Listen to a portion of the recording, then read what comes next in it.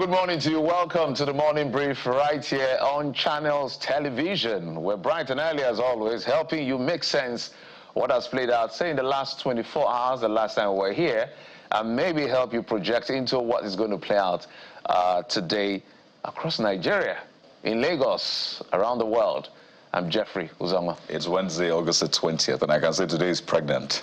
So we're going to deliver what the day has in store for you. I'm Kayode Okikiolu. Yes. This Jeffrey, one is a big one. It is a big one. It is a big one. So we have to step around it cautiously. I mean, the story is a story in that sense. And in case you're wondering what we're speaking to, it's this back and forth, in some sense, between the Alaafin of Oyo and the Oni of Ife. It all started with the conferment of a title on a businessman.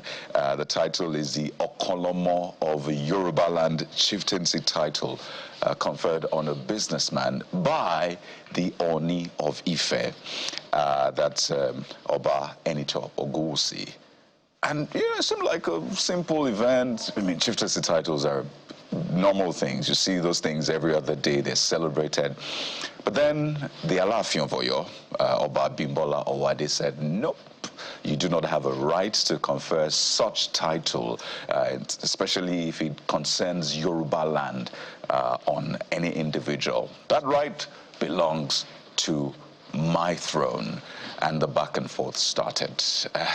Well, the latest we have for you is the spokesperson of the Oni of Ife saying his principal has directed him against issuing a press release on the thread because the Alaafin of Oyo had given 48-hour ultimatum to the Oni of Ife to reverse that title. But this is not something, Jeffrey, that started in 2025. No way. There are two, or at least two, schools of thought. There are those who say there is no superiority, because that's where this is heading at. People are asking, so who is superior? Who's meant to give a title? Who is not meant to give a title? Who is below which one? So there are those who believe, well, we do not see superiority, okay? We revere them equally, and we see them as very important figures, thrones in Yoruba land. By the way, that's a statement by the spokesperson of the Oni of Ife. So there's that school of thought. And there are those who say, well, we can look at this from the spiritual and the power angle. So one is a spiritual head of Yoruba land, and the other holds the power. The political. You get it. So there's the power, the political power, and the spiritual power. So that's been another way to look at this thing. But clearly, this is a major issue. And you remember in April, Jeffrey, that video? I remember. I must tell you, I was defending that video. I still remember right here. This video, so let's check it out. So that's the Oni. Yeah. Every other person stood up to greet the Oni. So you can see they are laughing, did not stand up.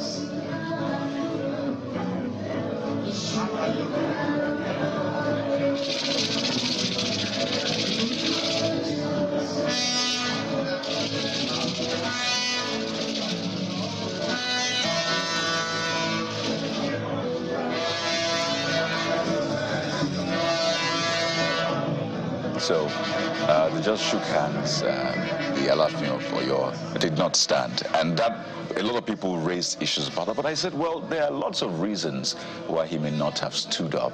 But a lot of people are now pointing to this as evidence of, you know, the issues between both of them. But Jeffrey, from the position of, I wouldn't call you an outsider because you're a journalist, you're an insider, whether you like it or not.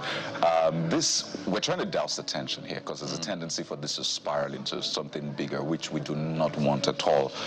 But it goes back to the 18th century, it goes back even before that. Will this ever end?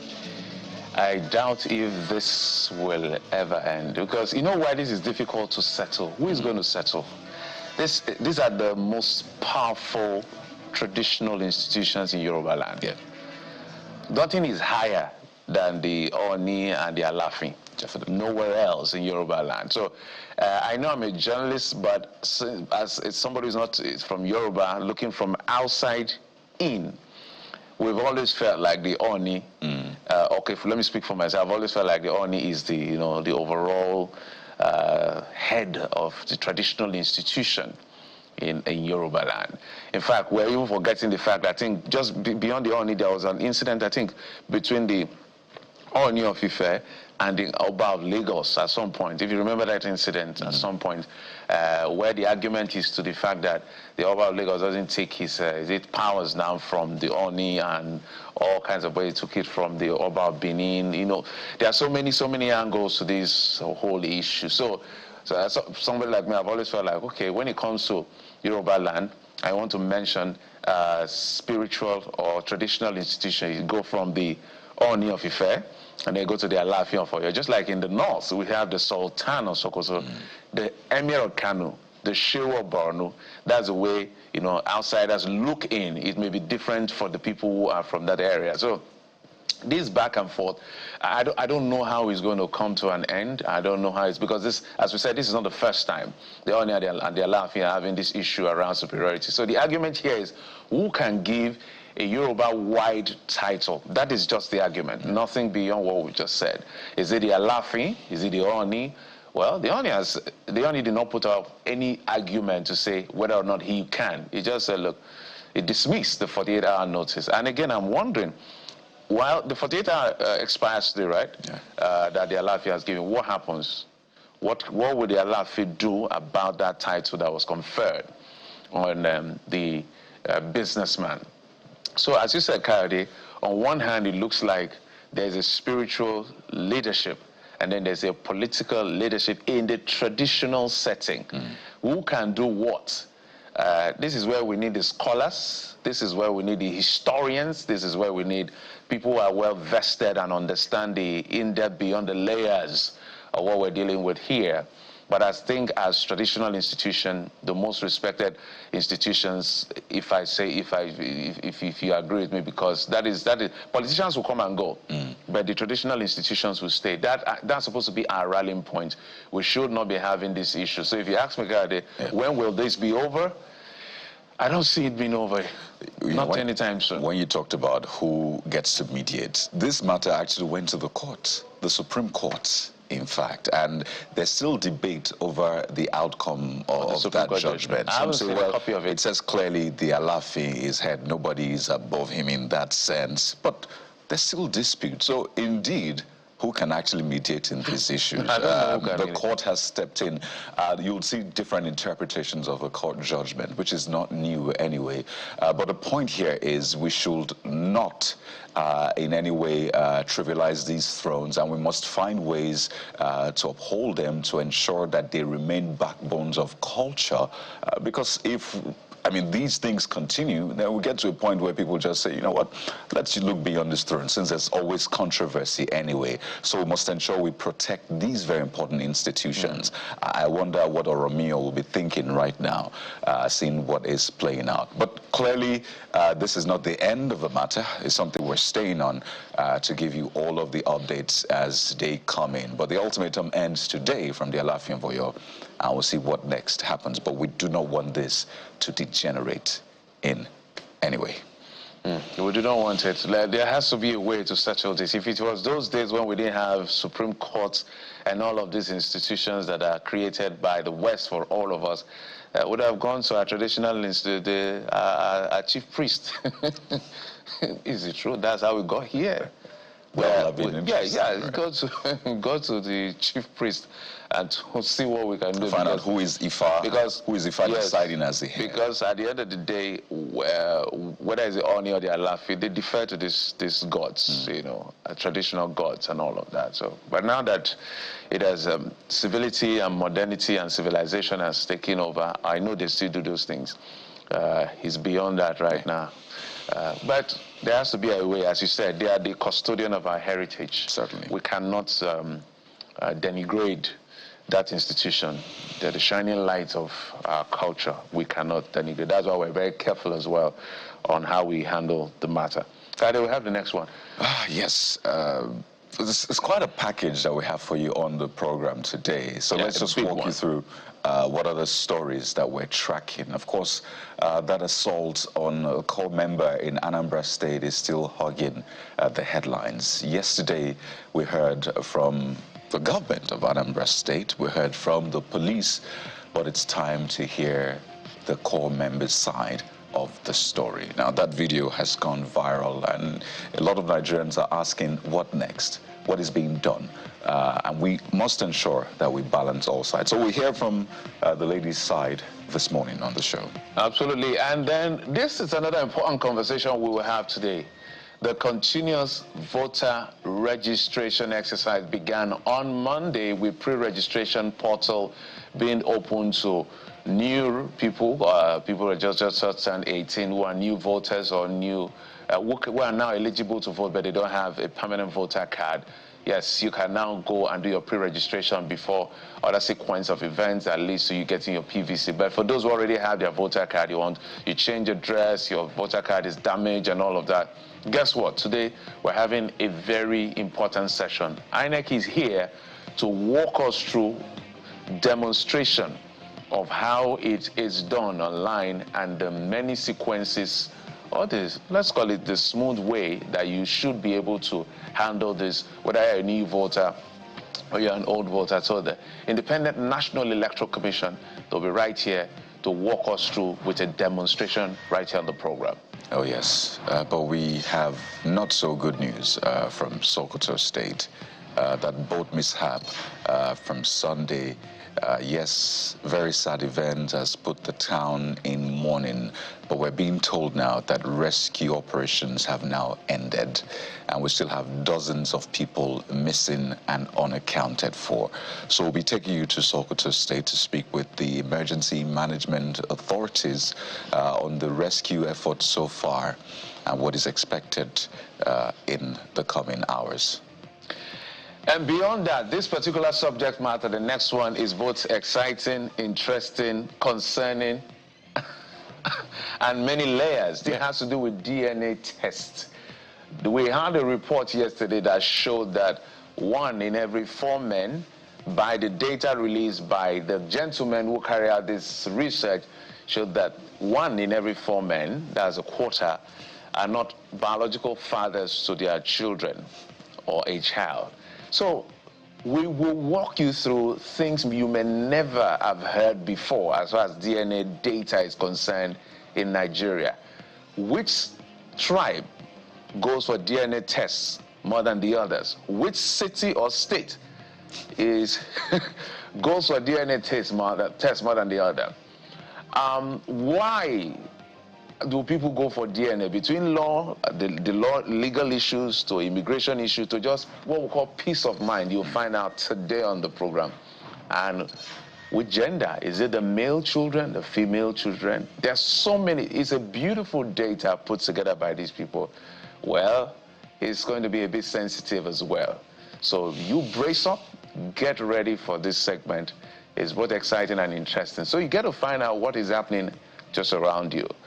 I don't know how this is going to play out, but trust me, everybody's going to be checking himself at the end of this conversation. Both himself and herself. And herself. But it's a conversation we must have. So that's a package for you today. But let's start by showing you what the dailies are reporting across the country. Stay with us.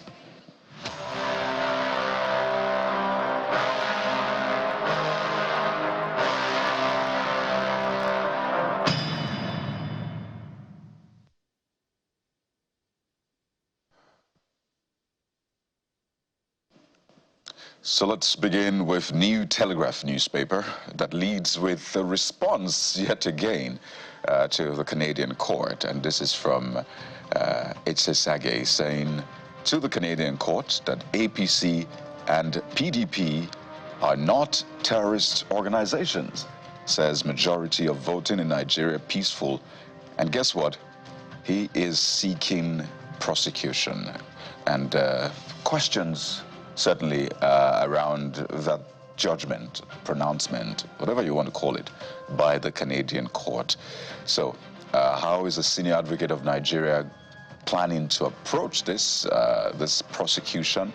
But we must also say that there are valid issues that we must look inwards and deal with. Yes, some of these events happened 2003, 2004, according to the evidence that they provided. So there's the bathwater and the baby in all of this. Which are we throwing away?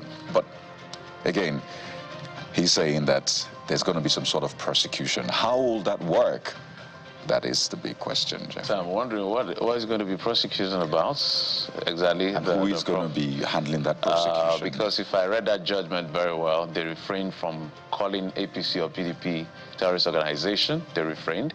However, by their laws, certain activities amount to acts of, subversion, terrorism, and all of that.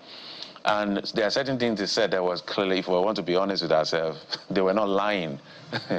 Ballot box snatching is a thing. Subversion of the will of the people. Writing election results. We know, it's just that we don't want to wash our dirty linen in public. So I don't know how the distinguished Prof. SAN intends to approach this. In fact, another SAN, I think Femi Falana was saying that the APC and the PDP should prove they are not terrorist organizations. Perhaps what he was saying is the practices of election, right, and all of that. So, that's the baby here. That was also thrown away with the bathwater. We have to look at both sides of the conversation. But it will be interesting to see how this will be prosecuted and how this will be done. But I don't want us to further embarrass ourselves. I doubt there's any point following through. Let's just ignore this. Diplomatically, we can have that. We can have diplomatic conversations, but there are certain things that were said as practices of our political class in Nigeria that we know happen. So let's not go further than that. Let's go to the Leadership newspaper. The Leadership newspaper leads with comments made by, I think, Nyesom Wike, the FCT minister. That should be yesterday on our political program, Politics Today, where he talked about Amechi's presidential bid dead on arrival. Says Wike. That is a good read on page 4, or you can go and watch it on our YouTube channel to provide expansive context. Since 2014 till this is 11 years down the line, Nyesom Wike and Rotimi Amechi, who were best of friends. Best friend. In fact, I can dare say Rotimi Amechi and Nyesom Wike are technically brothers because they are from the same ethnic nationality. As a matter of fact, Celestine Omeya, who became governor for that short period before Amechi got his court judgment, is Rotimi Amechi's cousin, some distant cousin also. So Amechi is from Ikwere local government area, while Nyesom Wike is from Obiakwa local government. But these are the majority in terms of the ethnic nationality on the upland, I think in River State as well, according to data. So Ikwere people, they are all Ikwere people. But since Nyesom Wike chose to, after he became minister, wanted to be governor, they fell out. And since that day till today, 11 years, these two men don't want to see each other, don't want to see, I don't know. And both of them have been very fortunate.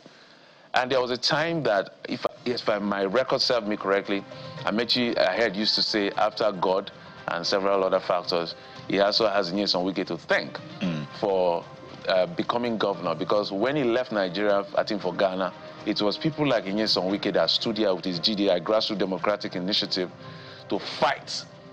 I mean, I was shuttling Port Harcourt and Calabar that period. The city was hot during that period.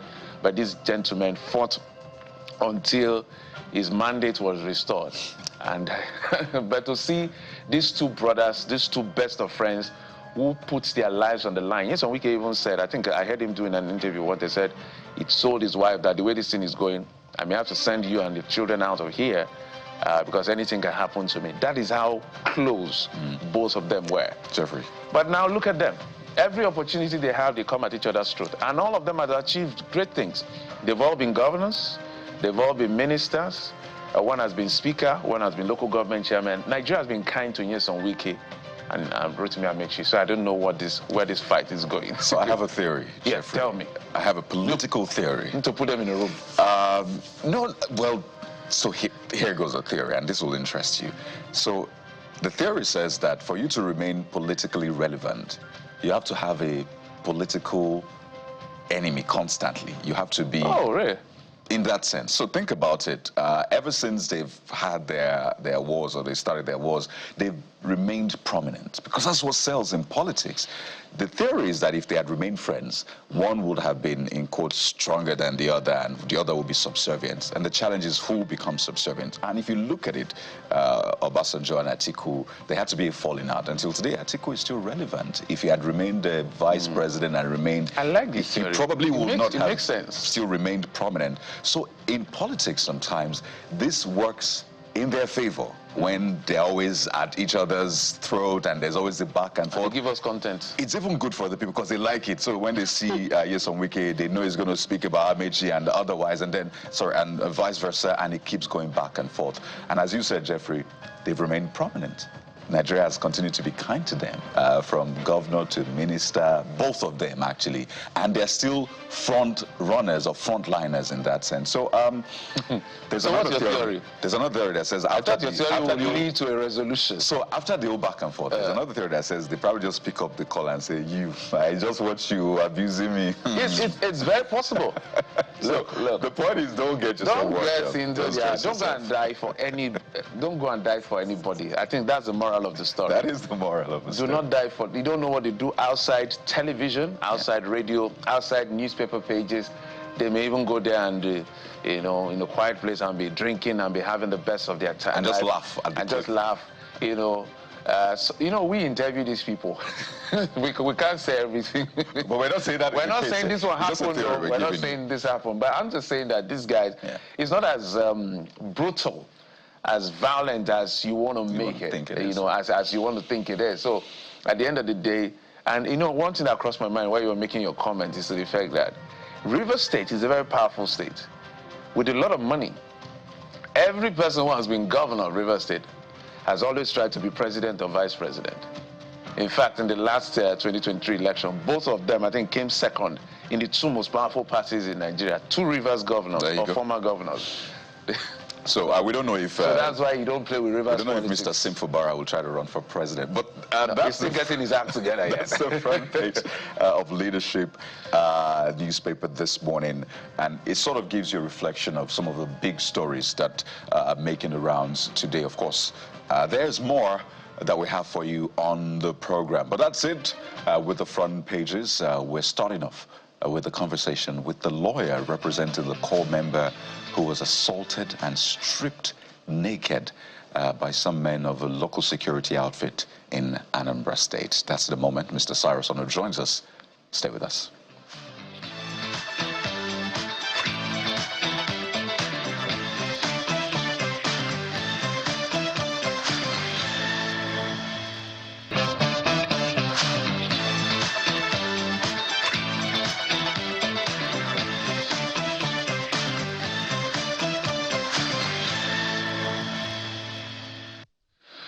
Yesterday, we started off that conversation about a core member that was brutalized by some men of Agunechemba, a security outfit in Anambra State. And yesterday, we also had a conversation with the SA to the Governor of Internal Security, who explained their position, as well as the PPR of the Nigerian Police Force in Anambra State. Everybody agreed to the effect that this was heinous, this was reckless, unprofessional, irresponsible, and pure abuse of human rights and abuse of power. However I look at it in dimensions, those gentlemen should never have their way into any outfits at all called security, because they are not fit in any sense of the word to handle gun or secure anyone, because they dropped the ball to a point where they should not even be allowed to pick it up again because of the extent they went in assaulting an unarmed core member. Core members are considered federal government property. But she's a lady, she's vulnerable, yet that did not restrain their anger, whatever it is they were trying to achieve in brutalizing that lady. But we've heard from those sides. We want to hear from the side of the lady, and our lawyer joins us. Cyrus Ono is a lawyer to the victim. Mr. Ono, thank you so much for coming on the program. Yeah, thank you very much, and good morning to you. I want to presume that you listened to the conversation we had yesterday with the SA to the governor, as well as the PPR of the Nigerian Police Force in Anambra State. Perhaps I would like you to review and maybe contextualize some of the things that the government representative said yesterday as far as that incident is concerned. The lady you're representing, I'm sure she has told you the story of how things got to where they got to and escalated rather quickly. Because the man yesterday was saying, the essay was saying yesterday that, look, they were chasing cultists, they made their way into the compound and, you know, going on and on and on. What is the story from the girl's end, or the lady's end, I should say? All right, again, thank you very much. And I really want to thank channels and every other media outlet that has really shed light into this horrible event. As you said, rightly noted, I had the privilege to listen and watch the interview from you had with the special advisor to the governor on community security matters, and of course the police PPR. It's quite unfortunate they would twist the facts as it happened, the facts, and try to make them play this whole thing. But as you said, the lady in question, and not just the lady, they all six of the coppers, I represent them, and the story is consistent, and they have video evidence to that effect. On that very day, they were in their lodge, charging their devices, and two of them were teachers marking scripts and doing their school assignments. Where these men suddenly they were barging on the door, and Jennifer in question was trying to open the door, and they just kicked the door in, kicked the door and bashed in, and it almost hit her face. And everybody was scared. These are very, very young people. They were scared. And these men in question were masked. Most of them were masked on mufti with guns. So you could imagine how scared these young kids were. And they were trying to inquire, who are you guys, please? Who are you? Why would you just barge into the door? And they said, who are you? All of you, come with us. And they were trying to inquire, who are you people? They wouldn't identify themselves. They didn't give any identification. And they were just saying, come down, come with us, come to us. You're all thieves, you're all Yahoo people. What are you people doing here? Come with us. And they were trying to identify themselves that, we are not Yahoo people. Well, we don't know what you're talking about. We are coppers. They brought their ID cards. They were even showing them, because of course it was their room, and they were showing them their uniform and documents, a lot of those things. And they said, it's not possible we just make up these things. We are actually coppers, and this is a coppers lodge. They wouldn't get anything, they wouldn't get any of it, and they were trying to push them. And of course, at the end of the day, when they're trying to drag them downstairs, one of the, especially Jennifer, said this was why they actually pounced on them, As she said, she insisted that if you must take us, they had to seize their gadgets. In the act was like a raid. They took their gadgets, their phones, and all of those things. And Jennifer was insisting that, please, if you must take us anywhere, would you allow us to call our LGI? Because we don't know who you are. We're not sure. We're not sure who you really are, and we don't know where you're taking us to. Can you please extend us the courtesy to call our LGI? And she said, I will not leave here until you let me call my LGI. And they started molesting her. And of course, one of them met one of the guys and said, well, this now you do this kind of things, even though you are coppers, now you try to say you can settle. It's not like that. People just rule peace, those kind of language, it means to extort them. But they would not have any of that. And they said, okay, please, let us call our agent. We're coppers, we don't have money. We don't have money. So let us call our agent. I'm sure this whole thing will be resolved if it's money or something you're looking for. But Jennifer kept insisting that we will not leave here. I personally will not leave here until you allow me call my AGI. And that's when they started pouncing on her. And they made comments, derogatory comments that, who are you to speak? You're even a girl. Some of which was spoken in Igbo language. You're even a lady who gives you the right to speak to us and to speak to us. And they started beating her. And so she said, okay, please, let me change it to something appropriate. Let me put on pants. Let me put on pants, trousers. What I'm putting on is not too nice. I don't even know where I'm going to. And they said, oh, that thing you're trying to cover, we will see it today. We will molest you, we'll beat you up, we'll rape you, kill you and dump you, and nobody could say anything. That is what they said. Nobody can say anything. So it was really, really terrible. And that's how they pounced on her. You see, if you noticed, it's quite sad because one of them was in the bathroom where they barged into the room, and they were not able to get his own phone. So this was the guy that was able to record them. Now, if you noticed, these guys were so passionate. They were so into the molestation and the harassment of this girl that they couldn't even notice that somebody very close to them was taking video.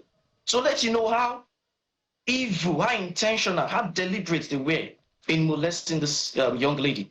And while they were doing that, some of the guys, there are about four guys there, they tried to intervene to say, please, please. And if you know, another part of the video, which was uploaded by the Haven 360 Foundation, they've been immensely helpful in this matter.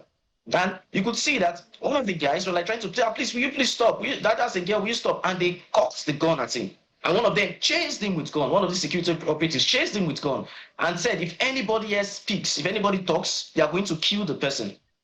So it was only one particular girl. There's another lady who was now insisting that, please, she's a lady, please, she's a lady. And that's why they started attacking her to the pistol whipped her, use guns on her to whip her, to beat her, to use sticks. You can see on her leg, use sticks on her body, on her lips. One of them even punched her because she was the only lady that wanted to speak out. So it was not even just on this girl, it was on the persons, this Jennifer and this particular girl who spoke out that they dealt with. Now, of course, we have all the videos. For some of them are very, very gory, which we wouldn't want to release to the public now, and we're just following the matter as it goes. We see how it goes. But honestly, you could see it was gory. It was really horrible. It was really, really horrible. Jennifer was absolutely naked. She was stripped naked, dragged in the pool of her own blood into the vehicle. The other guys, they had to follow to ensure that she's protected. So, Mr. Honor, and that's how they got to their secretariats. So, we had Mr. Ken Emekai, who's a special advisor to Governor Soludo on community security, on the show yesterday, as you saw yourself. And he was saying, when we asked him, so where are those men? What has been done to them? He said that they have the internal disciplinary mechanism and it's currently ongoing, that the men have been stepped down in some sense. Do you buy any of that? And is that what you expect? Is that really the redress that you're seeking for your client? Not at all. You see, when they got to the secretariat, this war player was one of them. I think the police, PPR, and even Mr. Ken was insinuating or alleging that these girls were not forthcoming. The girl in particular was not forthcoming. That's why they couldn't go on with the investigation. That's not true. That's not true at all. In fact, when they got to the secretariat, these people were still even firing guns in the air to further intimidate them. It was one of the inspectors, the local inspectors that came from the NYC, and okay, please allow them go, and that's how they let them go. The next day, they went to the LGI's office. It was the LGI that invited them. Operatives from, I think officers from this Aguna Chamber vigilante group were there, and they were trying to urge them, give them 10,000 naira, some of them 10,000 naira as hush money. And one of them met one of the girls, Munachim, and I was telling her, you see this whole thing, it's best you guys just lie low, just keep this whole thing, you know how this whole thing can go. In fact, assuming you guys had, was trying to make advances to her to say, you see, assuming you guys don't have, how can you be in this community in Anaba, you don't have one of us as your friend, let me get your number, so I'll be following up. Anytime this kind of things happen, it's always good to put calls to one of us who help you. I was not telling them that it's based in Lelu, there's nothing that can be done. They are untouchable. It was by way of advice. So Jennifer then insisted to say, okay, if we're going to let go of this one, I want to be sure that these persons are arrested. They said, okay. They took them to their state, the state secretariat, I think at Hoka. They said, okay, these are the guys that are behind counter. Don't worry, we've arrested them, we've prosecuted them, and they're going to jail. You people should just relax. No, don't say anything. The NYC LGI was there, said, don't say anything to anybody, don't worry. In fact, he assisted the security operatives to delete these videos from their phones. If not that the fact that one of them, Gospel, was fortunate enough was to send these videos to other persons, you understand, before they went to that meeting. They had assisted, the NYC coordinator, the LGI coordinator, assisted to delete all of these videos. They deleted all the videos, told them that there's nothing they can do about it, they shouldn't worry, that these persons, they've been arrested and they'll be prosecuted. Lo and behold, the next day, these same persons were patrolling the streets. And that was what informed the decision of my client, Jennifer. And a few of them, immediately after their clearance, they've left the city. They left because they told them expressly. One of them, talking to the one making advances to Mona, she told them express that you guys better be careful. Nobody's going to, if you think you're going to make any of us lose our job, we'll come after you. We're a family, we're a unit. We have powers, we have backings and all of those things. And nothing can really happen. This is not the first time this thing has happened. Do you think anybody, those kind of things like that, these people are not from Anambra State. They are not indigent, so they were scared and they left. And since then, nobody reached out. I know one of them was insinuating or alleging that they've been calling the case, not a single person, not from NYC, not from the Agune Chamber Vigilante Group, not from the police. Nobody reached out to them. when we're briefed, we tried even making contact, but it was all, it's just sad. So the idea of them being prosecuted, if not for the fact that this whole thing came to light, to the public, to the media, we were trying to lay low on this whole thing that to say we can follow this whole thing up. But not for the fact it came up to the public, all of those things they're saying, that's not true. That's not true at all. They are not prepared to prosecute. They are not going to prosecute. And of course, that is not the only redress my clients are seeking. Right. There must be consequences for bad behavior, and they would pay damages. My clients are seeking compensatory damages, and they will have to pay. All right. The governor will since written petition to the government, to the government of Anambra States, demanding that this person be prosecuted, who will follow up, and to also ensure compensatory damages. Damages. Okay, Ms. Anna, I wanted to come to that part where you were making demands. So you maybe, because of the interruption, I'll allow you state what exactly you want out of this. One of the questions we threw at the essay to the governor yesterday was the fact that we're having this conversation because there's video evidence. He wanted to argue. I said, no, you allow me land, let me explain. Because if this video was not available, by now it would have been, oh, it happened, it didn't happen, and all of that back and forth. We know how these things play out. But I think the police, without speaking for them, had been having a conversation with the lady, expecting her to come back to Anambra. But I guess she's afraid for her life. Anybody will be afraid, not to talk of a woman in that instant, as far as this is concerned. I've been in a situation as well where I was in a vehicle and the policeman, whether I was drunk or something, this was a very long time ago, say he will shoot and nothing will happen. So we hear also those kinds of rhetorics from some mischievous and disgraceful elements within people who bear arms, who embarrass the institutions that established them. But I want us to walk back a bit. Is she going to, actually, is she done with her service? That's number one question. Have you filed any case in court? Because both the police said they are expecting her. The Agone Chamber, the essay yesterday said they are ready with all the documents that as soon as the lady is ready to press charges, they will go through with it. So has she done with NYSC? And is she planning to go back? What exactly is the next way forward? All right, thank you very much. These are really these are valid concerns that are really troubling for, not just for Jennifer, like I said, but there are about 6 orders. Jennifer is not done with her service. The orders are not done. Maybe just about 2 of them that passed out, I think last month or thereabouts. There is this apprehension of going back to, validly rational fear of going back to Anambra, honestly. You see, I've been on this matter for about over 2 to 3 weeks now with them, and I've been seeing the subtle threats, even from NYC. I'm sorry to say, but I always have to bring it to the fore.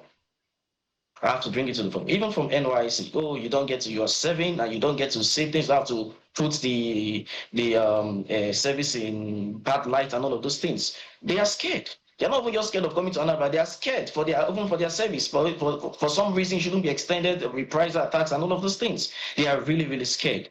And for obvious reasons, we've sent out petitions. We've written petitions to the Anambra State government. The petitions are everywhere. We send down to the Attorney General of the Federation, to Human Rights Commission. We sent everywhere.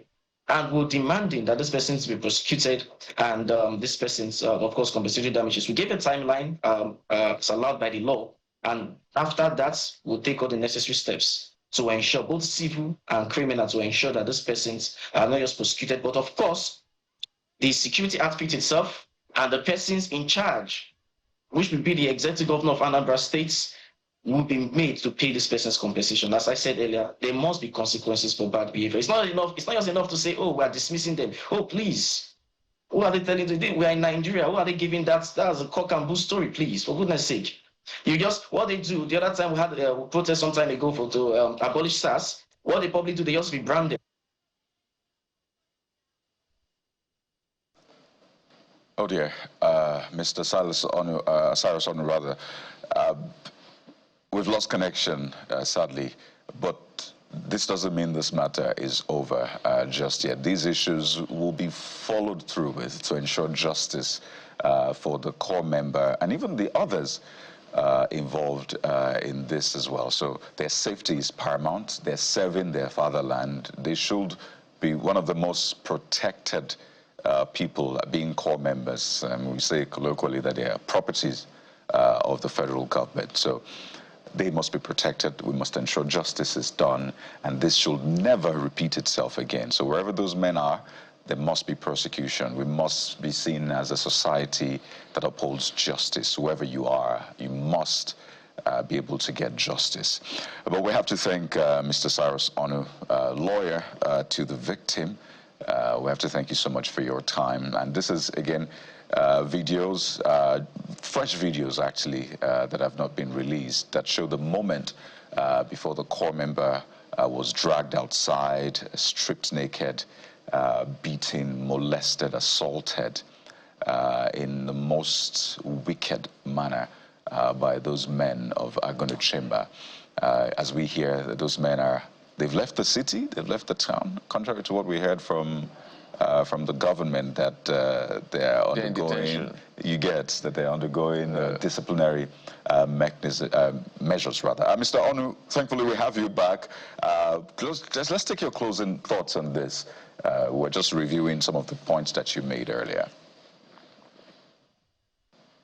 Yes, can you hear me? Yes, we can. Also saying, we're demanding compensatory damages, of course, not just criminal prosecutions for these persons. The only way to make persons like this pay, to make them feel, to make them really feel, and but by way of, do we say punitive, some form of punitive damages is to take money from them. That is the truth, and that is what we want to make them do. By the time they start paying, when the government realizes that every one of the security men, when you misbehave, when you go outside the scope of your authority, you will cost us huge amounts of money. Then probably somehow, everybody will just, maybe some extent, check themselves.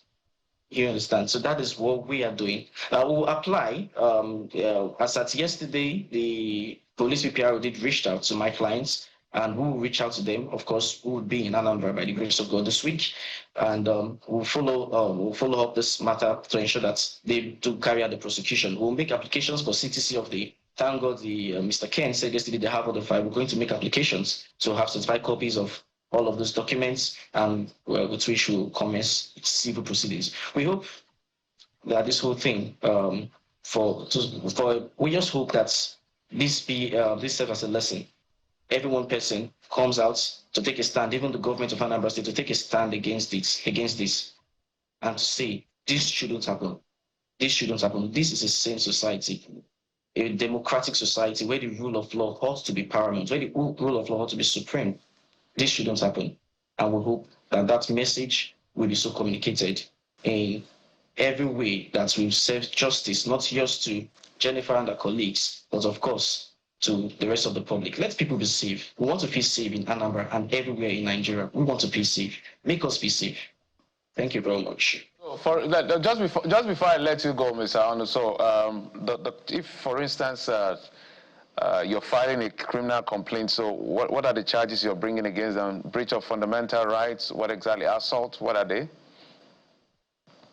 Okay, it's not really in our place to bring criminal actions. It's within the purview and the jurisdictional powers of the police, yes, and the Attorney General of Anambra State to bring criminal proceedings. So we will ensure, and thank God for the media, thank God there are a lot of civil rights groups like the Haven 360 Foundation has been doing marvelously well. They are on top of this matter, and they would ensure that we will collectively ensure that the police bring the criminal charges. On our hand, we will bring civil actions, of course, breach of fundamental rights, right to dignity, the right to life, right to freedom of movement, all the fundamentals actually were breached, and of course they will pay for every one of them. So we'll bring civil actions on this regard. Why? We follow, we coordinate, monitor, and of course assist and ensure that the police and the state of Anambra commence criminal prosecutions on these men. All right, fantastic. We promise you we will be on it. Follow up with you to make sure that this comes to a proper logical conclusion, whether it's the police, that is the government this time, to the police filing criminal charges against them, you as the lady as the nominal complainant, or you the lawyer charging breach of civil fundamental human rights. Whatever is going on in the court, we will follow with you and ensure that this is properly handled so that nothing is swept under the carpet, as a big lesson to every person who is security outfits, whether institutional or the local one, so that we can build a better society for ourselves and for our children. Thank you so much, Harris Ono, the lawyer to the victim, the lady that was assaulted in Anambra in the Idemili South local government area. Thank you, sir. Thank you very much for having me. I'm very grateful. Thank you.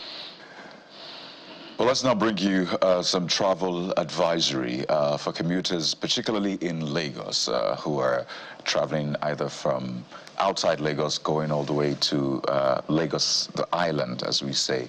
The repair works on that Ogudu-Ifako bridge has begun. That's the second stage of repairs on that bridge has begun. Started yesterday, so the expansion joint and all of that are being fixed. So you see that the lane has been collapsed from the usual 3 or 4 to just about 2 or thereabout. So it means that if you are planning to use that route, you might want to seek alternatives. And you can just check the traffic advisory this morning. That route is actually red as I speak to you, and the traffic goes all the way back to Ojota. So if you are heading to, again, the island, trying to connect through the Ogudu-Ifako bridge to Third Mainland Bridge, you might want to seek an alternative route because the second stage of repair works on that bridge has begun. It's meant to last until October the 1st. Hopefully it ends before then, but this will be the state for the next few weeks. So a little heads up for commuters in Lagos. So there you have it. We'll take a moment now, and when we return, we'll walk you through how to be a part of the continuous voter registration, which has been kickstarted or which has resumed. We have the full complement of INEC's team with us on the program, and they'll be showing us step to step. This is something you do not want to miss for the good of our democracy. So stay with us. We'll be right back.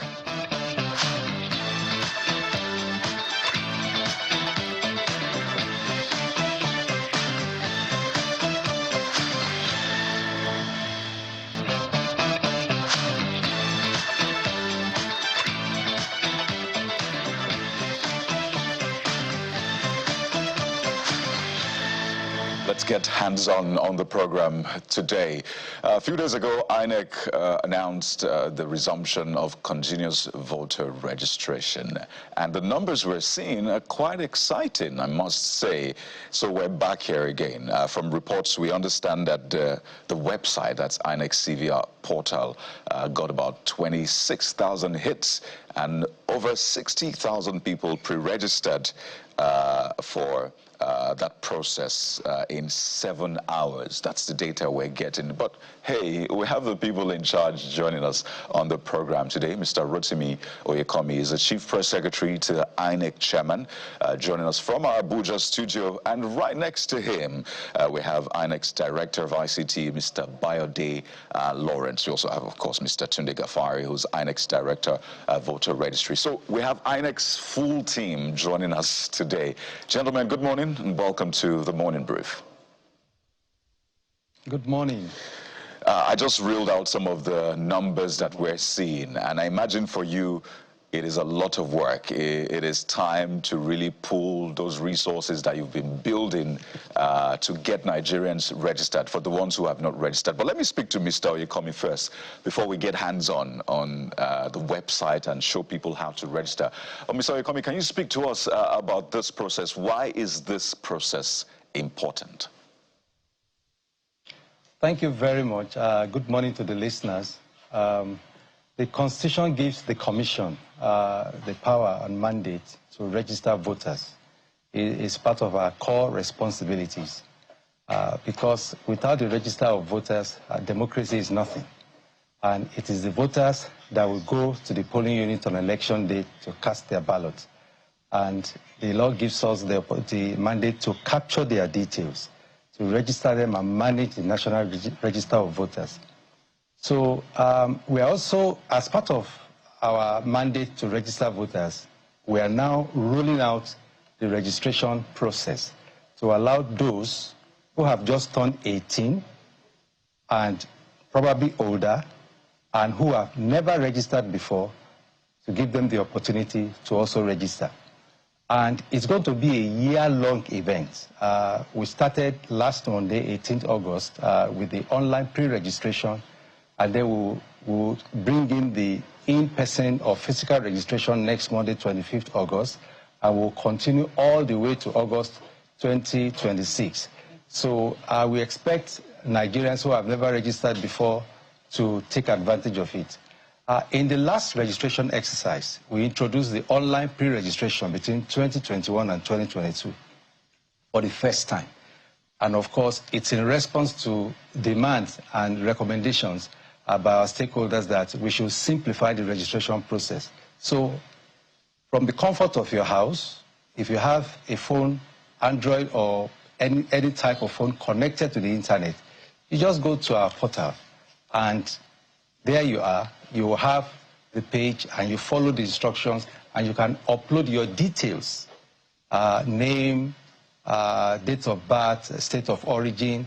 You choose the polling unit that you want to vote, and then you can go later to a convenient registration center to validate your registration. At the registration center, we'll take your picture, and then we'll take your biometrics. So I think it's an exciting time. Just like you referenced, we opened the portal on Monday, and within 7 hours, we had almost 70,000 hits. So we're excited. Actually, in 2021-22, sorry, in 2021-22, we registered over 1 million through the online pre-registration method. And we expect that this time around, we'll have more. So we're excited, and we want Nigerians to take advantage of it. Fantastic. So if you're watching us from wherever you are, I want you to do this. Call somebody to tune in right now, because we're going to be showing you how to do this step by step. This is a pre-registration phase, and it's important. So from the comfort of your home, your office, wherever you are, you can actually pre-register if you're not registered just yet, so you can be able to participate in elections. Because we talk about governance and how we need to change things, but this is the door to enter, so you're able to change things. So I'm going to go to Mr. Bayode in a moment, just to also walk us through, this process, but maybe give us the backstory. How does this change things in that sense? Having to pre-register before you come in person, how is this an advantage, really, and how much work went into this? Then we can now show Nigerians how to register while they're, calling their friends and colleagues. By the way, if you have questions, you can send us an email through that mail on your screen. But Mr. Lawrence, over to you now. Thank you, and good morning once again to the viewers. First, let me appreciate the visionary leadership of the chairman of the commission, because it was under his watch in 2020 that the commission boldly implemented the online voter registration portal. This innovation has become a lasting legacy for us of his tenure. Why? Because it has opened up the democracy, and because it has made the registration more accessible, transparent, and continuous. It's a simple portal, and a user-friendly portal. All you need to do is to log on to the portal via the URL, https://cvr.inecnigeria.org, and that takes you to the portal. On this portal, you can do a lot of things, because we have 6 services on this portal. One is for you to pre-register yourself as a new voter, as a new registrant. You can, on this same portal, you can transfer, if you have been registered before, you can transfer your registration to a new location if you so wish. You can review your details, maybe your biodata and your biometrics. You can also update your details. You can report that your PVC is damaged or stolen, and you can also report that you've not collected your PVC. So the system is it's a simple system and very easy to use. Thank you. Maybe, I don't know whether if you're ready to walk us through. I know you've done that explainer, but maybe practically walk us through the very technical end, especially for new persons who are trying to register, the people that are turning 18. I don't know whether we're ready from that end to see how this is done. If you're ready, sir. We are ready. I think our technical people are on ground. And they are ready to show. I don't know if they are listening to me from where I am, but the system, if you can see on the screen, that is the landing page of the portal. Like I said, the URL https://cvr.inecnigeria.org takes you to this portal. I don't know if you can see the landing page of the portal on the screen.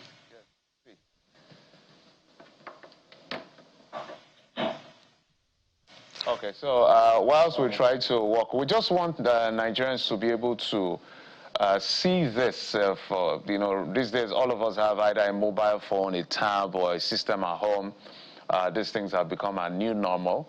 And kudos to INEC for this pre-registration idea to ensure that they tidy up their end so that before you proceed on the physical end, certain background information would have been gotten from you. So we'll get back to our people in INEC to see, for them to actually walk you through exactly what you're seeing.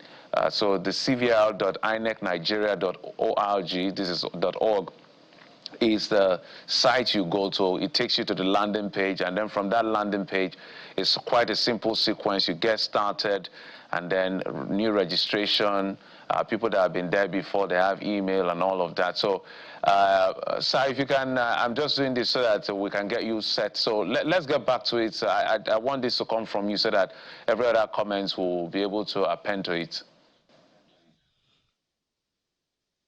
Yeah, like I said before, I don't know if you can see. I can see on the screen from here. I don't know if viewers can see the screen, what I'm seeing on the screen. Yes. And yes.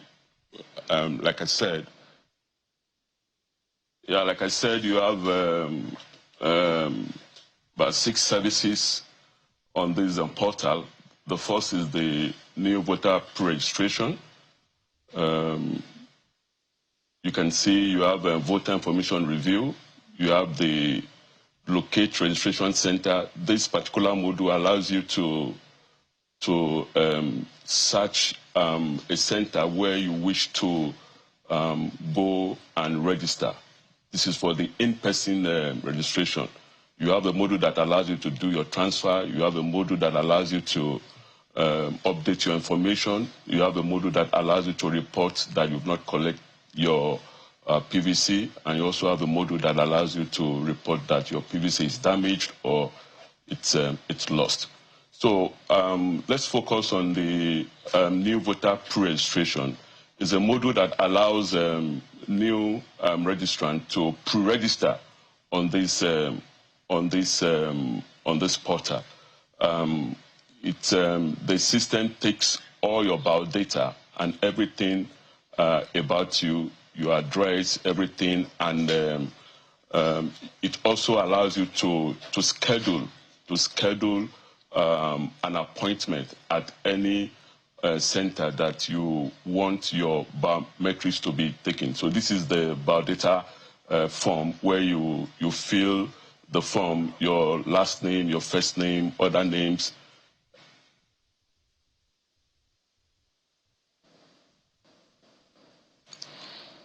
Other name, date of birth,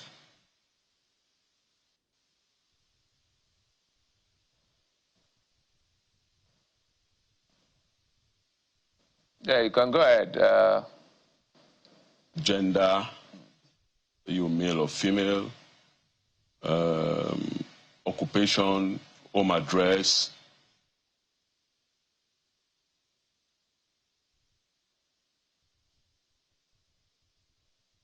So basically, vital information that are necessary as inputs for your registration. So what you're seeing is the INEC official just walking us. We deliberately brought them to walk us through the process. Number, nationality, your mobile number, additional information, just like your education level.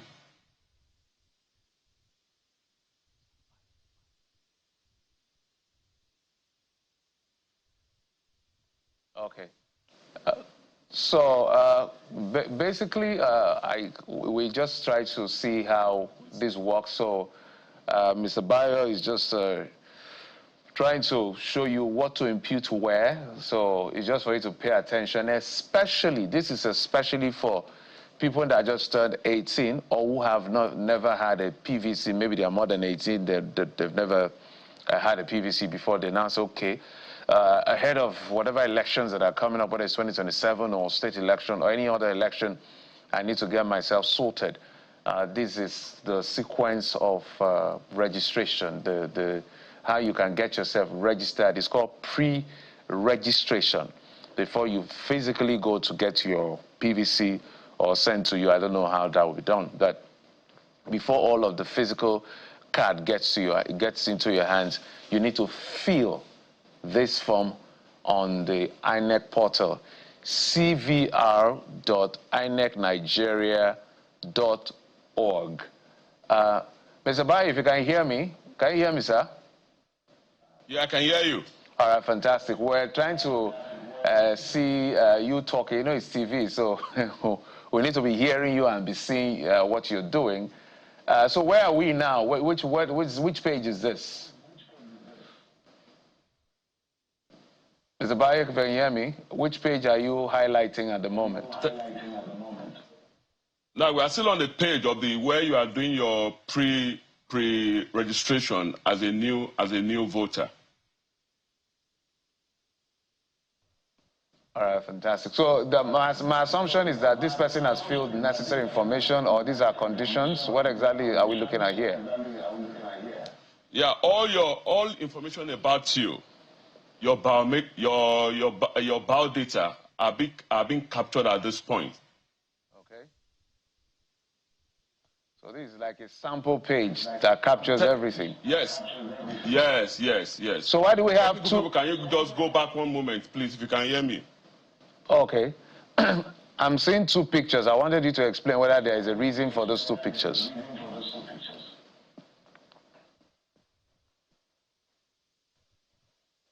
Yeah, after you, this is the last point of the form, polling unit where you want to vote.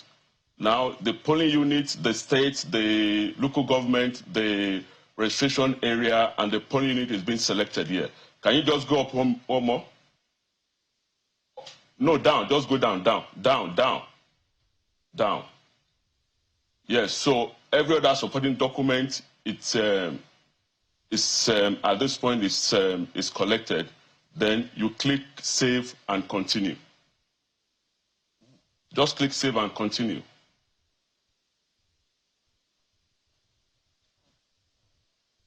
So at this point, you upload your photo. And there are specific requirements for uploading that photo, right?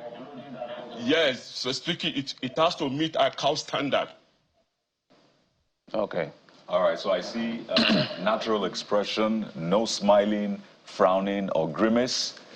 So we have to take note of that. And so that you don't keep get a neutral expression and make sure the face is clear. And there's another one where you have to smile and make sure your face is clear. Am I correct? So you have to take two. Is that what you're saying, Mr. You are very correct. Mr. Lawrence? Yeah, you are very correct. All right. Okay, so you then start your camera and take the pictures. And take the picture for smiling picture and natural expression. Ah, interesting. 2 pictures have been taken at this point. Okay. Natural expression and smiling picture. This is just to ensure that we are dealing with live person, not a robot or something else. I see. Okay, so this is, you make sure your face is properly lit or fairly lit. Put it in, is it portrait now? So guys, just bear with us. We're just trying to help Nigerians here so that when you get to the page of INEC, www.cvr.inecnigeria.org, you're not lost entirely. You're not asking too many questions. So that the INEC officials right there in our Abuja studios, ensuring that we walk you through step by step. When you get to the first page, it takes you there, and then whatever it is you want to do, whether you are new, just turned 18, or you've never had a PVC, you want to register for the first time, there's a pre-registration. If you've had your PVC, maybe you change address, you change location, it got damaged, it's no longer legible, no longer presentable if you want to vote in any election. That INEC has also sorted all of that. This is literally a ritual they do every other period. So each time they do this, we try to bring this information because we know new people are coming into the voting pool to ensure that they participate in any election because it's a civic responsibility. So, Mr. Bayo, let's come back to you in just a moment. Whilst you, I know that we're trying to take pictures and all of that, but maybe we'll be showing that back and forth. This is a smiling. This is a smiling picture now. That's the part where you have to smile. We had that earlier, and so there are 2 pictures you have to take. The one where you're frowning, no grimace, and all of that. No, are you really frowning? Your face is neutral. Just neutral, rather. Not frowning. And then there's one where you smile. So we have someone backstage who's taking those pictures. As you can see, he's taking a smiling picture. And I think this is important because when you're doing your eventual capturing and the rest, people have different facial expressions on that day. But Mr. Lawrence, over to you now. So when we're done with this, what's next?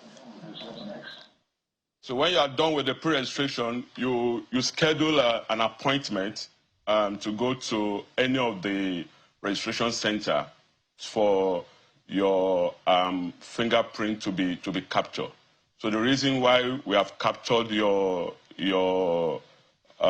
photos at this point of pre-registration is that we want to use that to ascertain that you are the person, because those pictures that were captured during the pre-registration will be used to verify you that you are the one who did the pre-registration and you are now back for your biometric capture. So at the point when the photo is verified, then we can now capture your 10 fingerprints, and that will be done. Your registration will be done, waiting for it to be processed and for your PVC to be printed. Let me be clear on this. Is this a prerequisite? Because I'm thinking of those who are probably in rural areas who do not have access to a mobile device, or at least this kind of smartphone that has access to internet, has a screen, they can do all of that with the camera. Is this a prerequisite, or what option is available for them on the site? If you don't have access to all this, then you have the opportunity to go to the centers where the registration will be. When you go to our center, if you have not pre-registered, all these things that have been done during the registration will be you carry them out, or will be carried out at those centers by our registration officials. For now we have 774 locations and the state offices. The LGA's offices and the 36 states plus the FCT. The only place that will not be doing this CVR is Anambra, because we just concluded the CVR in Anambra because the election will be coming up there very soon. So we have this. The only place this is. there's this, so we have questions coming in from Nigerians. And if you're watching, if you have questions about using the portal, you can use the email address on the screen, send in your questions, and we'll try to take as much as we can since we have the opportunity of, the top INEC officials here on the show. And this user, Lucky Okorora from Asaba, is asking that if we fill and upload the necessary documents, what's the need going to the registration center? This user is asking, can't we print from the site directly? I know you spoke to that, but let's handle that yet again. For people who are thinking, I've taken my picture, I've filled my information, so why do I need to go to the site? Let me just sort everything at home. For now, you can't sort everything at home because we still need to capture your biometrics. If you're able to capture your biometrics, your fingerprint biometrics online, then there'll be no need for you to go to those centers. You'll just do everything at home and you'll be done. But we still need to capture your fingerprint and biometrics. So that is the essence for you to come to the center for your fingerprint biometrics to be captured. All right. Just like for your visa. You do everything online, you still go to the office for your fingerprint to be captured. Okay, so there you have it, the user that sent in that question. It's so that you can get your fingerprint captured. That's why you have to go to INEC's, all the centers physically, and that is another layer of security and protection. But let me ask you this one. This is from Patrick Olayade, saying that if my voter's card is damaged, and as well, I want to correct my biodata and information on voter's card, what should I do? Does this provide that opportunity, or is there another way to go about it? Yeah, for all this, if your PVC is damaged, like I said earlier, we have a module on this portal that can allow you to report that your PVC is damaged. You report that, we capture your information from the module on the portal. A new PVC will be printed for you, and it will be delivered to the LGA where you can go pick up the PVC. And so if you need to update your information, you can also do that on this portal. We have module that can allow you to do that on this portal. And the module for you to update your information is the information update. This allows you to update if you want to update your date of birth, if you want to, maybe at the time you registered, you were single, now you are married, you want to update that, you want to update your status, you want to change your address, you can do this on this portal. We have... when you are, okay. You don't need to go to our offices to do this. You can just do this in the comfort of your home, and you'll be good. We have some more questions. This is coming in from, I think, Emmanuel. It says, good morning, sir. Please, I have registered for my online voter registration card, but getting to the point of uploading my pictures. When I click on upload pictures, it refuses to upload. Please, what should I do? Thank you. All you need to do is just to follow the instruction, because like I said earlier, the system is user-friendly. It tells you where you are missing it. If your picture is not too good, the system will tell you. And like you have seen while we're doing the demonstration earlier, you need to take a natural face picture and also take a smiling picture. And when you are taking this picture, ensure that the place that you are doing this presentation is well lit.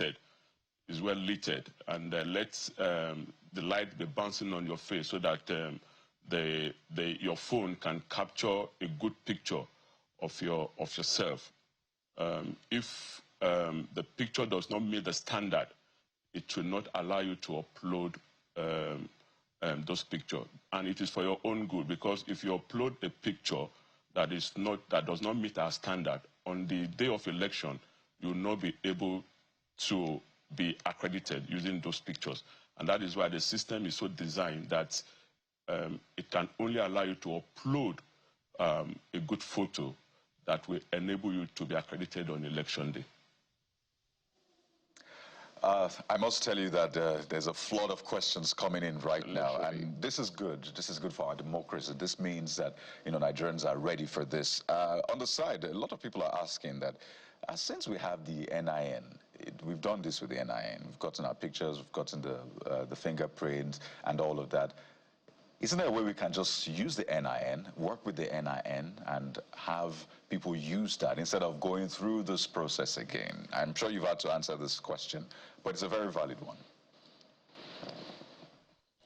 Yeah, thank you so much. The Commission is already collaborating with NIMC to ensure that this happens. And until the collaboration is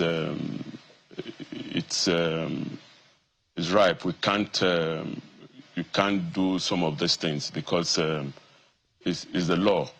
The law says INEC should do voter registration.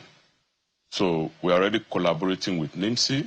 At some point, the data will talk to each other, and this suggestion that the viewer has made will be implemented.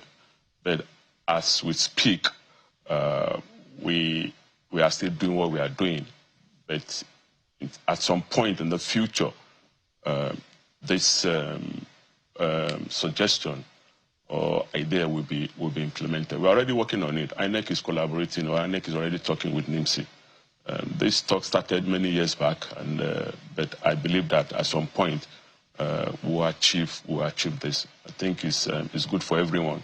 Where we have one source of truth of data that talks to each other, so that we have your NIN, and the NIN can be used to pull information from NIMC, or NIMC have our own VIN, and they can use that to pull information from the Commission, from INEC. We're already talking, and I believe that at some point we'll get there.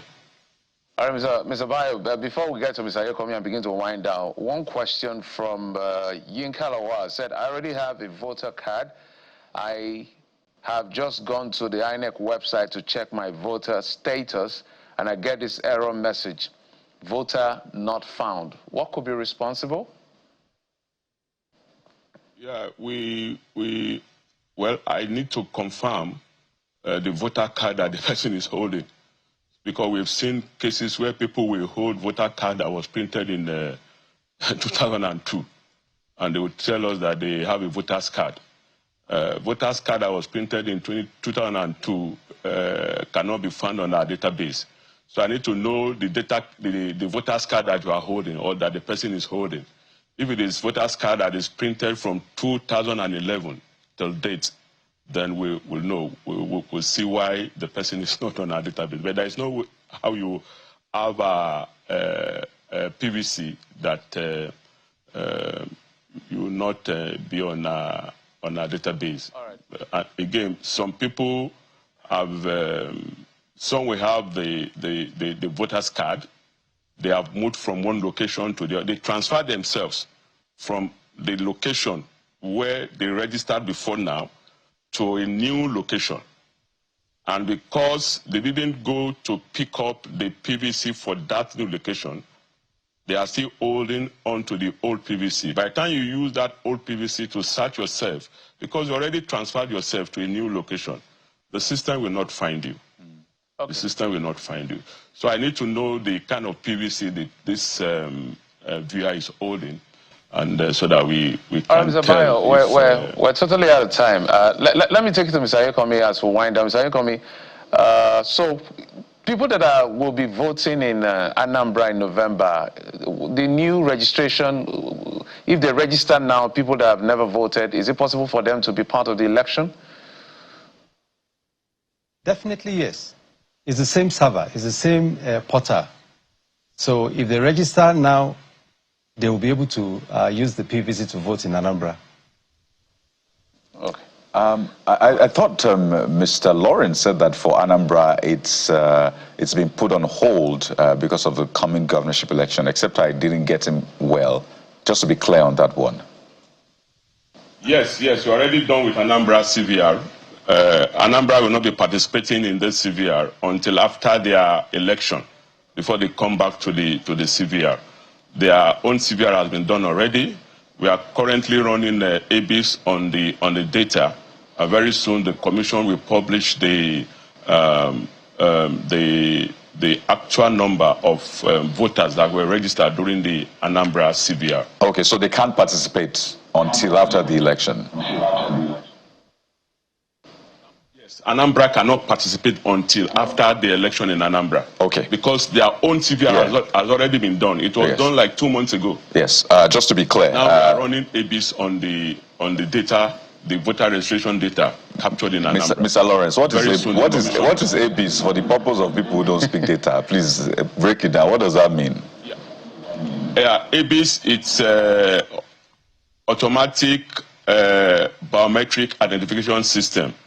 And this is a system that we use to deduplicate where people register more than once. The system tries as much as possible to clean up the data, to remove multiple registration. We understand that one. We understand to clean up and to ensure no duplication. All of us, we understand that one. But ABs, let's leave that for you tech people. But let me go to Mr. Oyekomi quickly as we begin to wind out. This has been very fruitful, and we have more questions coming in, which we'll send to you, of course, to get responses. But there's this general thinking, and I want you to speak to it, because there's also the communication part of this, you know, the messaging bit of this. So INEC has come to say, come and register. Okay, we're planning for elections so you can participate in governance. But for those who are thinking, what is the point of all of this if our votes, or if they think their votes will not count? So as an evangelist in that sense, Mr. Oyekomi, what do you have to say to those people who are a bit skeptical or very skeptical of the process and think, well, I don't want to move near anything election again because I've been burnt in the past? What do you say to them?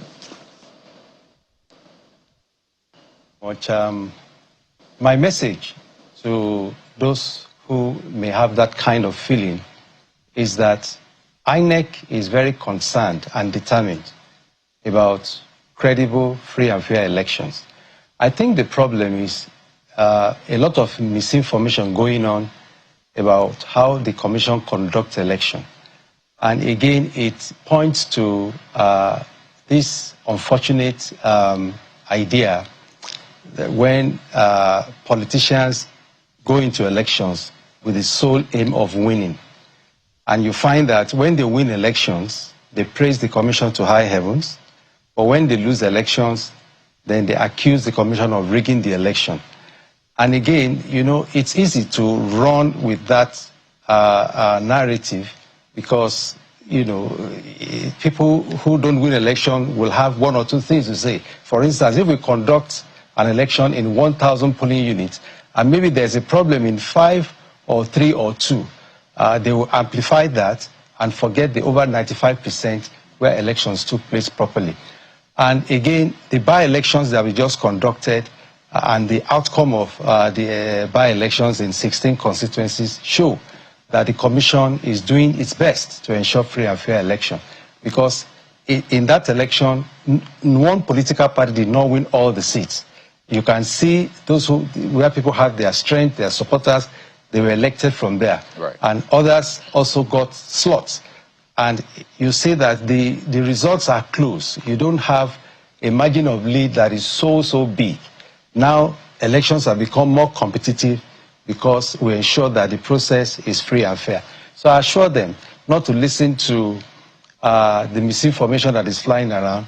We do everything possible. We work hard to ensure that the sanctity of the vote is protected. So I assure them they should please register, not just register, ensure that they get their permanent voters card and participate in elections as we move along. Right. So there you have it, an assurance from INEC. So please don't stay away. If you want to make a change, you have to get into the game. We've been speaking with Mr. Rotimi Oyekomi, Chief Press Secretary to the INEC Chairman, as well as Mr.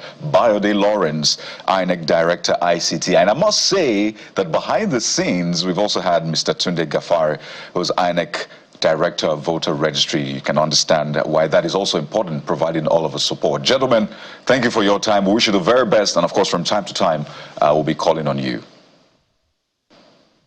Thank you for having us. Thank you. We'll take a quick break now. When we return, we'll take you over to Sokoto State. We understand that search and rescue has now ended for the victims of that boat mishap. What is the state of things and what should we expect? We'll find out in a moment. Stay with us.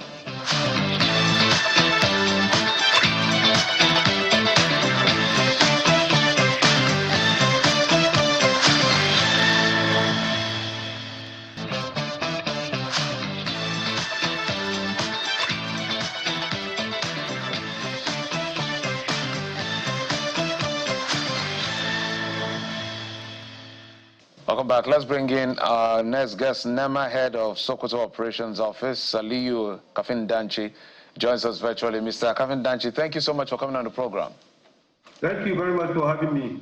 All right, we basically want to catch up with the updates. My guess, I stand to be correct, and maybe you can put me right.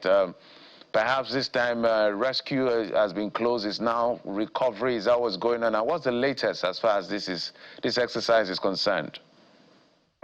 You know, for the first 3 days, we have been on a rescue mission after a boat mishap carrying farmers and market men and women across the river Gojo in Gorenyo local government of Sokoto.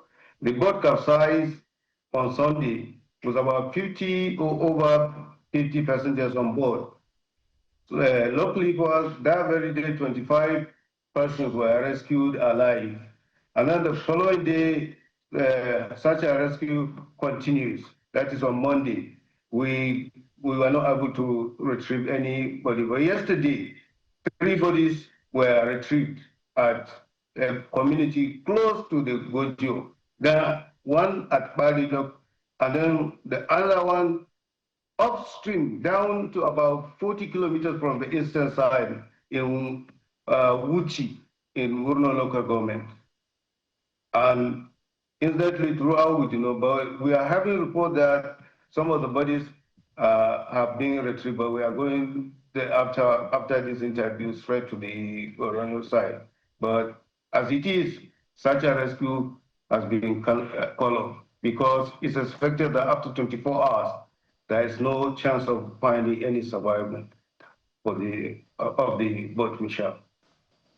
So please speak to us about the factors responsible for this mishap, because I imagine that you have done the analysis. What are the factors? The factors responsible for this mishap, we always constantly engage with stakeholders, NIWA, NEMA, SEMA, Red Cross, IOM. Since when the NAMED presented its climate outlook and the NISA about the flood outlook, we have been downscaling to the state government to areas where it's hotspot, where likely flooding will occur, especially along the river Rhine areas and tributaries to the River Niger. We have done so. Even last week we had a simulation exercise I kept. We always consistently engage the communities, both local canoe operators, the divers, and the community leaders, youth leaders, market women, and the local government and the state officials. We always sensitize, educate, and tell them what to do. Tell them how to operate their canoes. For example, the canoe was overloaded. It's a wooden canoe, overloaded with over 50 passengers, with motorcycles about 7, with food bags of farm produce. So it's overloaded, you see, and there is high current. One of them has started releasing its water. That water will go down and meet with another river from Talata Mabara up to Kebbi State, where it joins the River Niger. So the current is very, but thank God we asked the dam manager of the ground to suspend the release of the water, and now it's reaching critical level. Therefore, they must release it, otherwise the dam will reach the point of breakage. So right. Overloading, adherence, non-adherence to strict look of using life jacket and so on and so forth. These are what, and not driving canoes. We always tell them not to go across without local wouldn't when there is high tide. Okay. But then there is high tide, and that's what makes the canoe to capsize. All right, Ms. Aliyu, thank you so much. We just need to touch base with you to find out how far this is gone. So in 30 seconds, just as a reminder, how many people were rescued?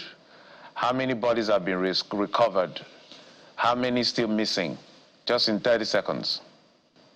So far, we are able to rescue 25 persons alive out of the 50 or over, because nobody can ascertain the exact number.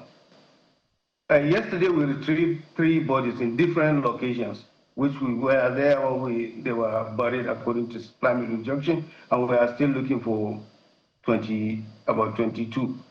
But incidentally, we had to put that some bodies have been, I don't want to quote the number because we have to go there and see for ourselves, have Google and GPS location real time for us to, with the Red Cross, NIWA, and other stakeholders. Is when we combine together, we take the exact and verifiable data before we can release the information. All right.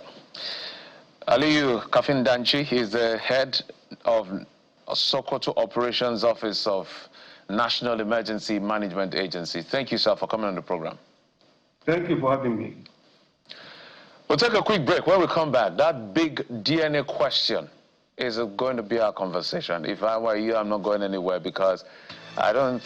You will love this interesting angle to this whole idea of DNA testing and the surprising results we're seeing. 1 in every 4 men, according to the sample size that was conducted by the researchers, showed that 1 in every 4 men are not the biological fathers of their children.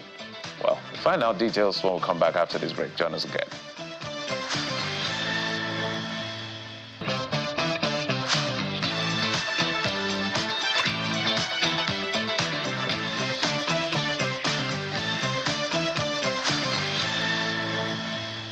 It's been called paternity crisis. Data came up a few days ago that pointed to evidence that 1 in every 4 men may not just be the biological father of the child that they've been calling child. But what exactly is this data about? How did we come up with this data? And what does that mean, really? We're joined on the program by the head of strategy and corporate communications, Smart DNA, that came up with these findings. Oluwafemi Popoola joins us virtually on the program. Good morning, Mr. Popoola. Welcome to the program. Good morning. Thanks for having me. It's good to have you. Thankfully, there are only 3 men on this show. We don't have up to 4, so the data doesn't stand. But let's speak to the data that you came up with. That's just on the side. Speak to us about the sample size to begin with.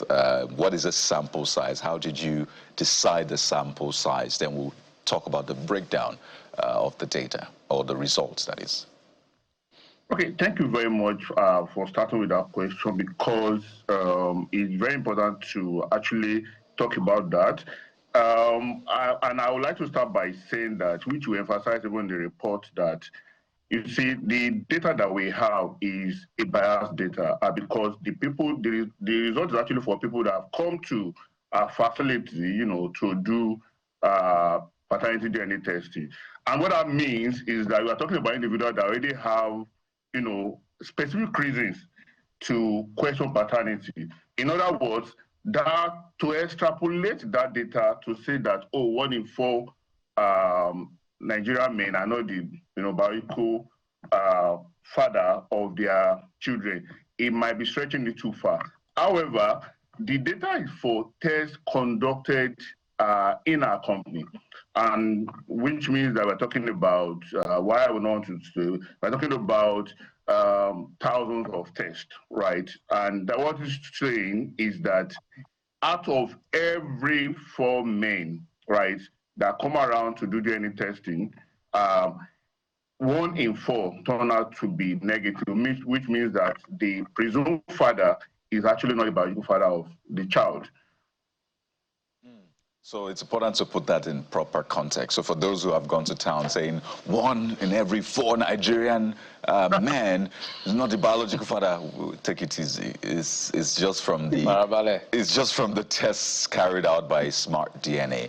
But nonetheless, it is a very, very concerning matter, Mr. Popola, because it points to issues around trust.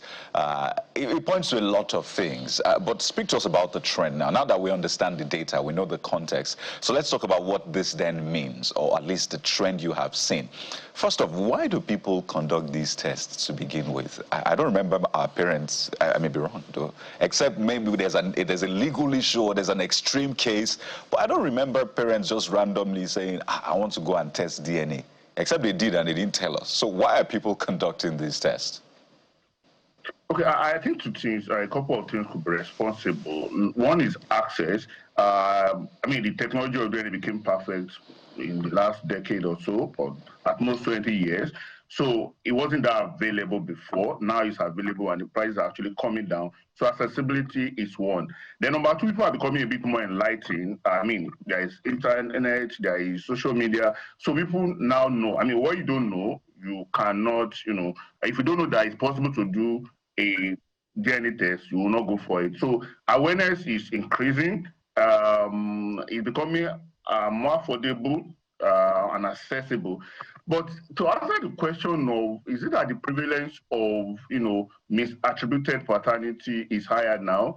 I might probably not be able to answer that question because we probably don't have data. What do I mean? In those days, as I said, they didn't have a way of checking. Now we have a way of checking, which means that, in fact, there was a discussion, a forum where I was, and some people were saying, you know what, that it's even possible that the rate of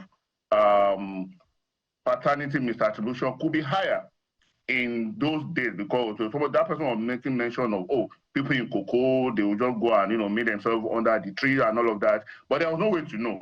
And I kind of think that is the case. So it's difficult to say that it's higher now than then.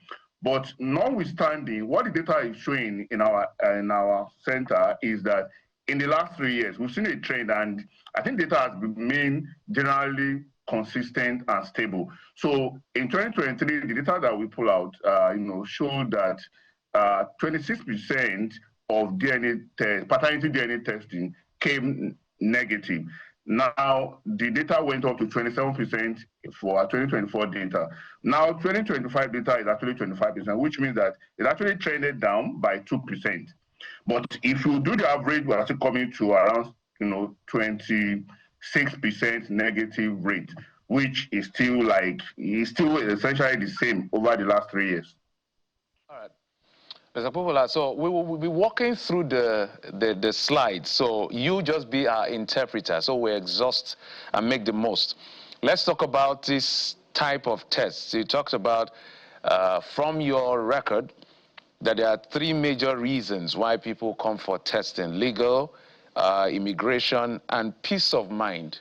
And that peace of mind is 83.7%. Please help us make sense of that. Okay, thank you. So peace of mind test means a test that has not been demanded by a government body, which means that I just have a question of paternity, there's a dispute, then I want to know, right? So that is called personal, DNA testing. And that constitutes the bulk of the test that, we did. The second, in terms of a distant second, actually, is immigration DNA testing, which means that for people that are dual citizen, right, maybe they have a child in Nigeria, now they want to, file that, this is my child, I want to file citizenship for the child. Usually, in some cases, the government of those countries, could be UK, could be any country in the European Union, could be Canada, could be US, could be Australia, they might demand for DNA evidence to show that really this person is a biological child of, the person that is claiming that they are the father of this child. And then the third is the legal. The legal is where there is a dispute, right? And they've gone to court, and the court has said, okay, the only way to actually establish paternity of a child is to do a paternity DNA test. That's the most conclusive way.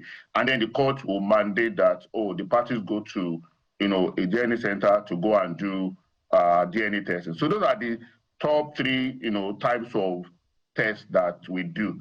Of course, there is a prenatal one, which means that some people do not even want to wait for the baby to be born. They just want to do it while the woman is still, pregnant. So that is the non-invasive prenatal testing. Okay, let's go to the next one, which is of interest, and I want to find out from you specifically.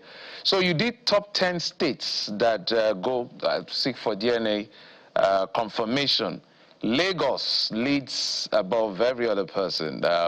In fact, Lagos, from your chart, shows 69%, and the 35 other states and the FCT, my guess is 31% from this data. Is it because of access to the technology, or Lagos is just unsure?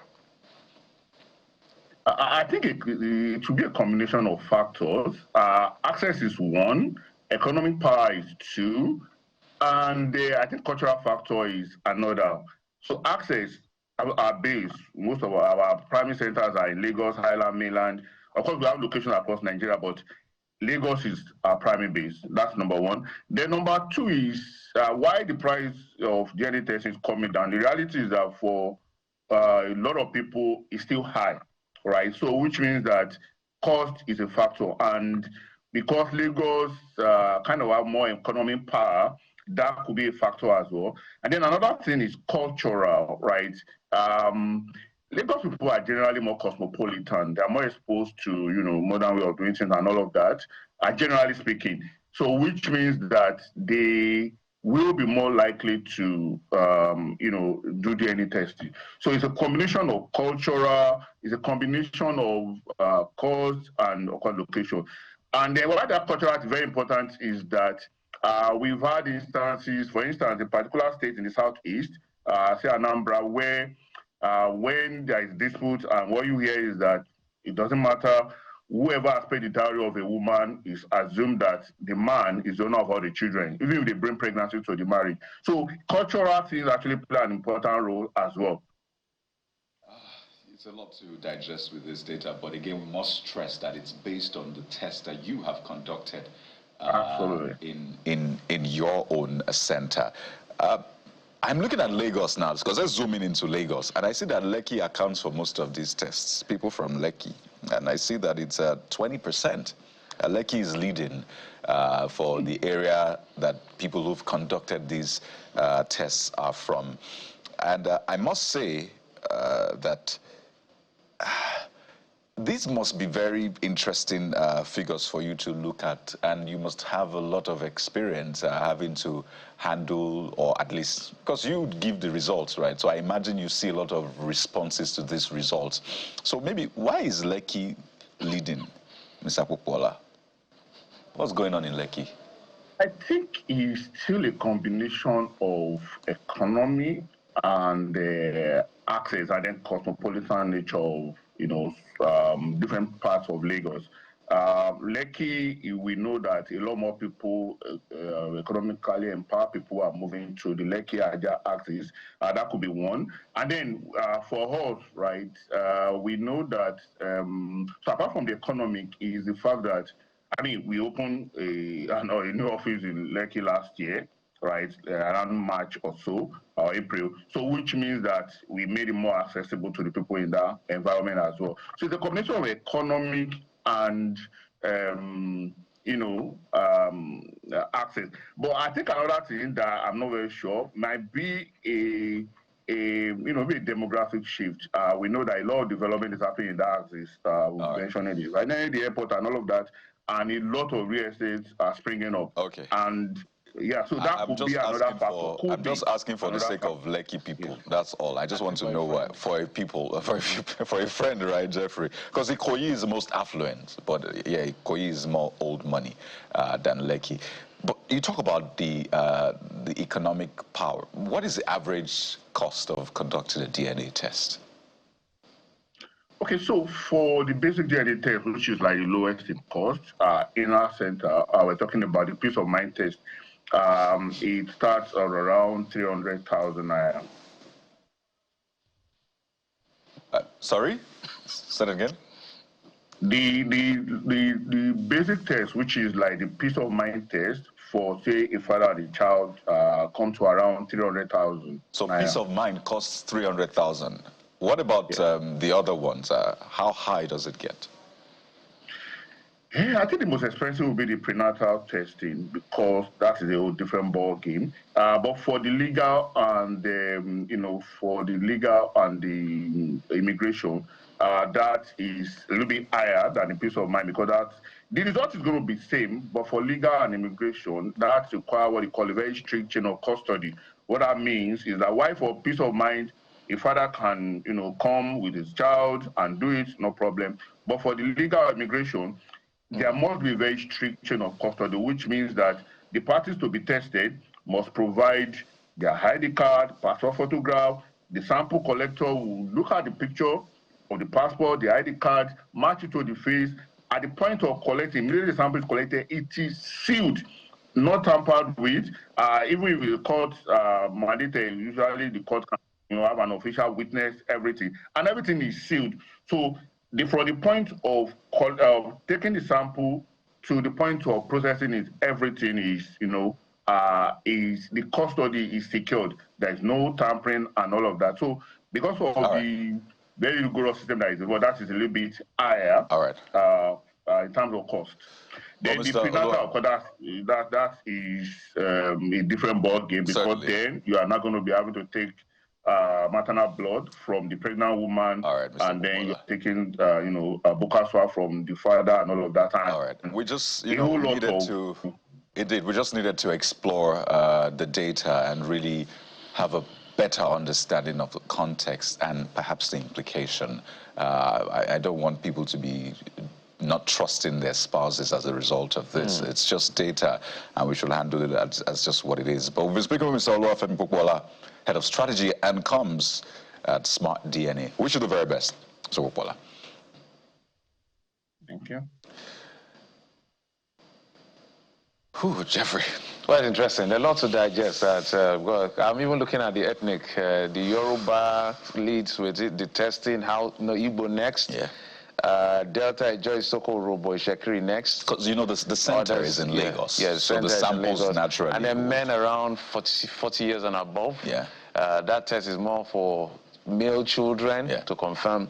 And so men are the ones that initiate the men. test the most. Women are just a little percentage. Yeah, I think about 80-something% from the data I'm looking at. You're wondering why we're really interested in this data. It's just data. So it's data. We inform Nigerians. I'm happy we contextualized it. Yeah. Okay. As we begin to wind down, let's tell you what you need to know. With the Quam 1, Quam 2, Quam 3, Quam many numbers that has happened, the FAA and the FAN has now come out with flat directive. This is not a question of one airline has this rule and another airline have their rules. No. This is as clear as one unilateral directive to all the airlines, no matter the airline. So our producers will put it up for you, quick messages for you to see. So they're saying that at the terminal building, all persons and luggage passing through the security at the entrance of the terminal building must be screened. Only passengers with valid travel document will be allowed access. At check-in, ensure baggage is first declared and then tagged. Dangerous goods and prohibited items are clearly listed on our display board. Must be packed in either your checked-in, must not rather be packed in either your check-in luggage or your hand luggage. At the security screening point, passengers and hand luggage items must pass through screening, scanners and security checks, remove all metallic objects, belts, shoes and electronic devices as instructed by FAN, aviation security officers and personnel. And the last part, at the boarding gate, boarding passes or ID card will be verified. Liquid or gels exceeding 100 ml will be confiscated. FAN security officers conduct physical inspections that are necessary. So this is FAN saying that, look, whatever it is you're doing, now, it's not a question, you must switch off your phone. That is the, so there is no carry. You have the next one. Well, I think it's just clear, honestly. These are things we don't need to reiterate, particularly with all of those processes. But the phones, definitely, a lot of people will raise issues with that. Is it airplane? Is it turning off and all of that? But that is it from the Federal Airports Authority of Nigeria. We also understand that another member of the People's Democratic Party, INEC, has resigned from the party. So resignations rolling in. But again, the politicians say, so what is the capital, the political capital of the person resigning? Well, we'll leave that question to the politicians. Yeah, Anene is the son of late Tony Anene, who was the chairman of NLC, a founding member of the PDP. He comes from a strong political family. The governor of Edo State right now, Monday Puebla, is Anene's political godson. Jeffrey, when Nasir El-Rufai left the APC, they said, what political capital does he have? It's a thing. So I'm giving you go to his local government. How many votes did he go to his ward? It's such a thing with also has his reasons. He will tell us his reasons much later. But these are the reasons he gave, guys. So he's left the PDP. We don't know where he's headed to at the moment. But that's it on the program. Thank you so much for your time and, of course, your usual company. We'll be back again, God willing, tomorrow for the program for another leg. I'm Jeffrey Uzoma. Bye-bye. I'm Kyle Kikelo. Sunrise Daily is next. Goodbye.